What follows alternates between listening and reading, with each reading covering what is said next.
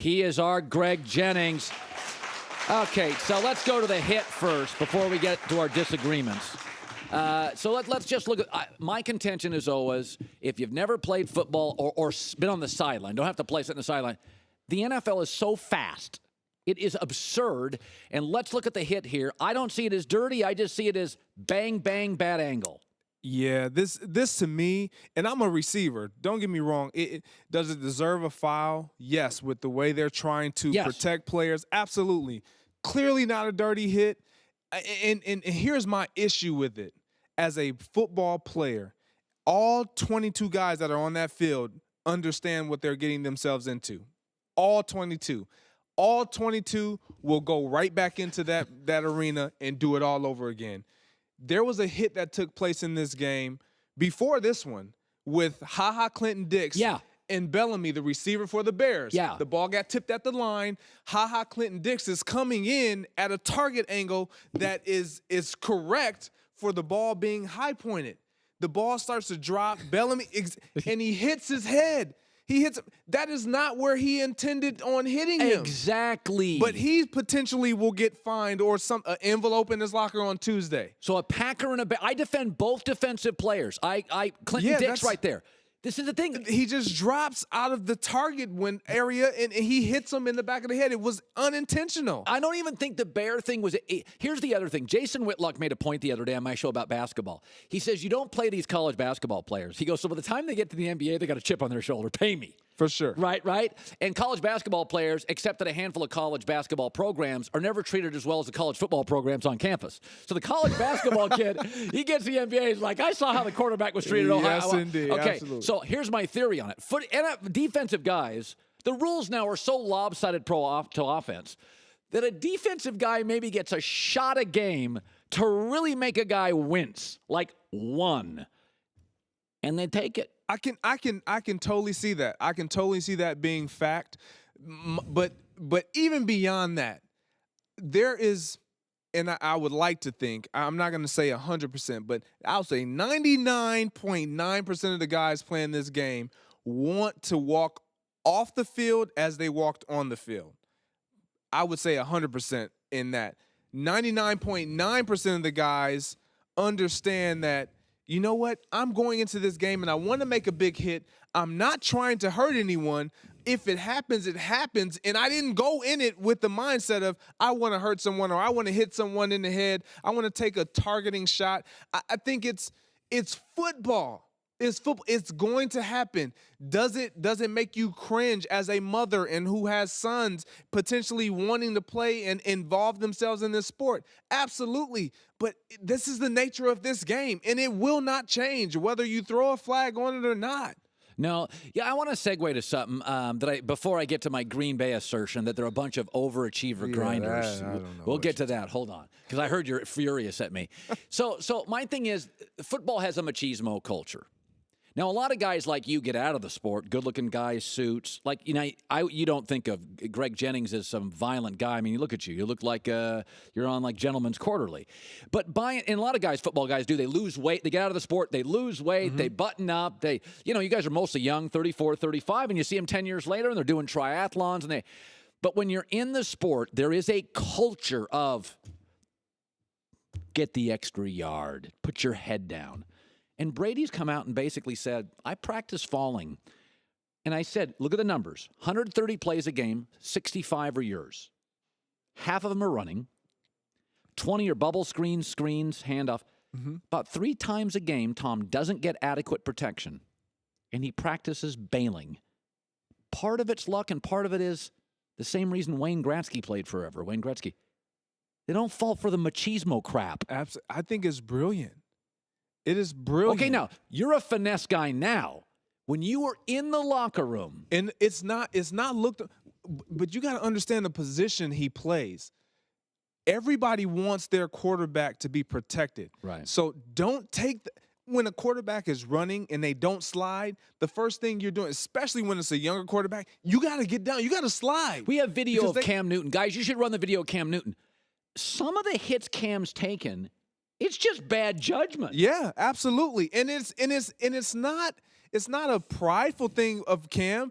it's just one of those things. He's a big dude, and he's not thinking right there. He's clearly not thinking somebody's going to hit him. Well, he didn't see that guy.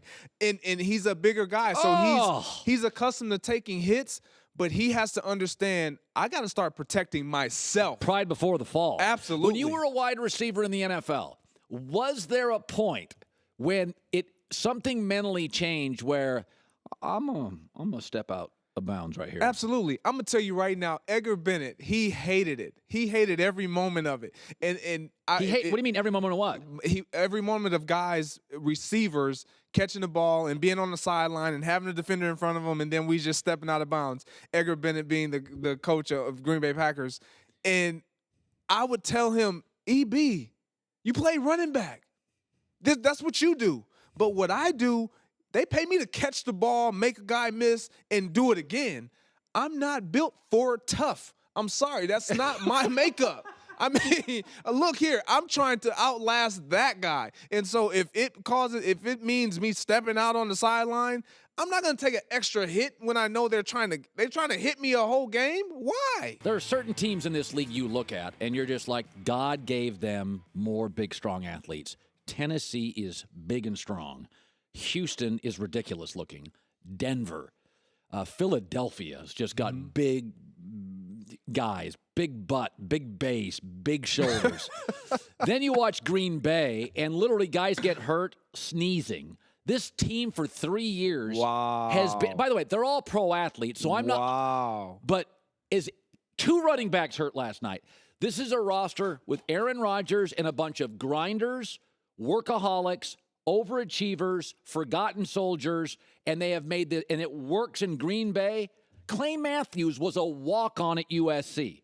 He didn't start till the 4th game of his senior year. He's about the 6th most talented Matthews brother, if you've seen that family, where the dad in that family was like, I'm seriously, no, Clay's. I hear, I'm listening. I'm just saying, I look at the Packers and I see a bunch of overachievers and the greatest quarterback talent of my life. Am I wrong? Are you done? Are you done? You're just going to be defensive. No, I'm not. I'm not going to be defensive. Am I wrong? I'm not going to be defensive. When you look at the Green Bay Packers, if you take the most precious gem that you have, the commodity in this league, in the position, quarterback, Aaron Rodgers being the most precious, you take him away and then take all other 32 quarterbacks away. You don't even have to take all 32. Just take that position away. Teams look different. Oh, really? Teams flat out look different. But for you to say that they have a bunch of just hardworking guys, no, they know how to get the best out of their guys, and they're pretty talented. You got a Jordy Nelson, you got a Randall Cobb, you got a Devontae Adams, you got all these people. Randall Cobb, Alabama wasn't interested. Played Kentucky football. 3-star guy. I don't care where you go to school. I went to Western Michigan. Again, you're a perfect Packer. You have worked your tail off. Smarts, work ethic. So basically, you're just saying Calvin Johnson is filthy. I'm not saying you're a pro athlete. You're a Pro Bowler. So what? I'm lost. What are you saying? What I'm saying is Houston puts in whoever the quarterback is. They make the playoffs. That roster looks like a bunch of Olympians. Houston's roster is Denver. Those guys walk into the hotel lobby. Did you watch Texas play USC this year? You look at Texas. Holy moly! Yeah, but it's all looks. It's all looks. Nobody cares if you can't produce on the football field. I mean, shoot, if I'm in Houston, I'm looking at my middle linebacker. I'm not gonna even. Should I call his name? Because he looks really good, but we all know why. Cushing, play with a Clay Matthews. You don't think Green Bay has an overachiever roster? Why are they hurt all the time? Nobody's hurt like you guys. No, are you kidding? No, I'm gonna tell you something about them being hurt. Okay. The last time I saw the Green Bay Packers go through injury like this, they won the Super Bowl. No, last year at the end of the year, Nope. Hear me. Ryan Grant goes down. This is 2010. Ryan Grant goes down. Nick Barnett goes down. Jermichael Finley goes down. Morgan Burnett goes down. All these guys end up going down, getting hurt.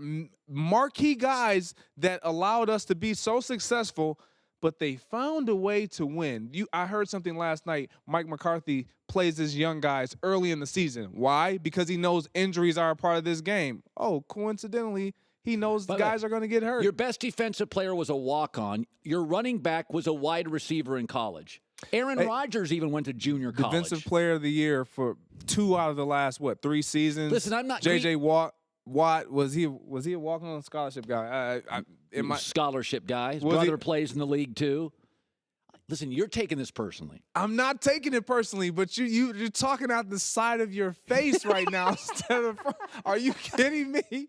They're just a good team.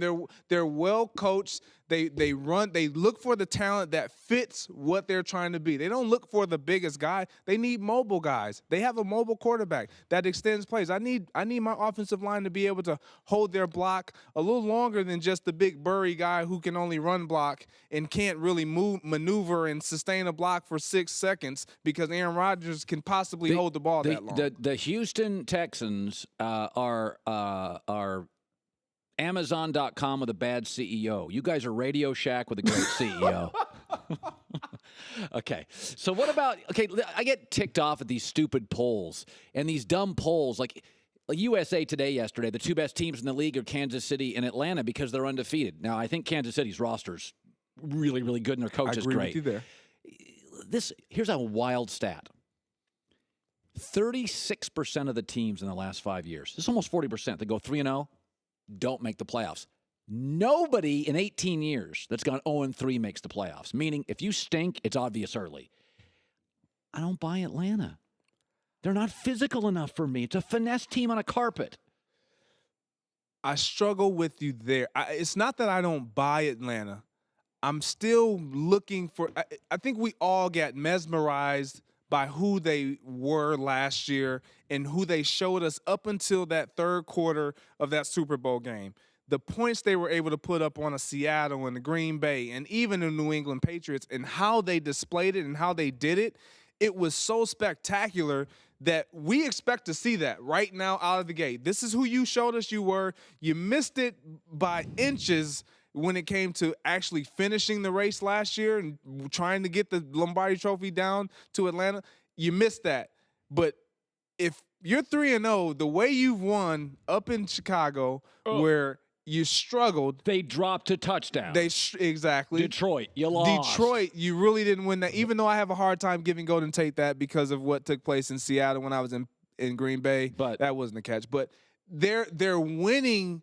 And the way they've won has not been convincing. 17th on defense, don't create turnovers. I'm not saying Atlanta's not talented, but I just think, remember, nobody goes 0-3 and makes the playoffs. Hasn't happened in 18 years. Last year, 4 or 5 teams that went 3-0 didn't. 36% of teams that go 3-0 do not make the playoffs last 5 years. Finally, you're Chicago. You're unwatchable. You have a defensive coach. Trubisky's sitting there. Pretty athletic kid. Like Deshaun Watson, can make stuff happen with a bad O-line. I actually like Chicago's running backs. What do you do with Trubisky? Do you play him? No. Why? Are you trying to win games, or are you trying to? You want to be able to watch a football game that looks intriguing and you know you're going to lose? Does he give them the best chance to win? After last night, I'm not so. Does he give them that? So you're just going to throw him out there and say, you know what, Mike Glennon, you are not giving us the best chance to win. They threw out Deshaun Watson last week. He was pretty interesting. Come on. I would throw out Deshaun Watson. I'm not a head coach, and the body of work that Tom Savage has showed lets me know you're not going to get it done, bottom line. Mike Glennon, he had 2 errant throws last night. Other than that, he played a okay game, more than okay. But to just throw your rookie quarterback in there and to automatically assume that you're going to be better is unfair to him and to Mike Glennon, because you're telling me that this guy right here makes us better because we're a flashier offense. We look better for our fans. Nope. If it doesn't equate to wins, then now you have nothing to fall back on. So you have time. Just hold off. See what works out. You're not winning and you're not losing bad. With the exception of Tampa Bay. That Tampa Bay Buccaneer loss, that was terrible. Yeah, and that was, I don't know. But and they have, when you have an offensive line, which we saw last night, they have a really good offensive line. I didn't know their By the way, I offensive said line was before, that good. Chicago's got better players than Green Bay. Green Bay has Aaron Rodgers. I'm done. You don't think I'm right? I'm done. I'm leaving. Thanks for watching. Subscribe here to get the latest from the show. Also, be sure to check out more of the best clips from The Herd or go watch a few segments from the newest show on FS1, First Things First, with Chris Carter and Nick Wright.